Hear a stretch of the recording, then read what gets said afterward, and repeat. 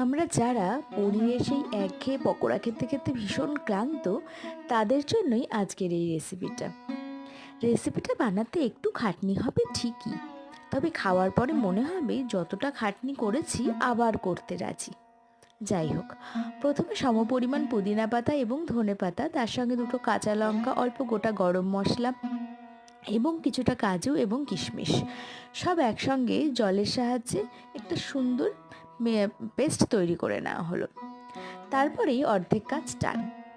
এইবার কড়াতে কিছুটা সর্ষের তেল দিয়ে তার মধ্যে পুরো পেস্টটাকে ঢেলে টক দই সহযোগে মিশ্রণটাকে বেশ আঁটো আঁটো করে নেওয়া হলো।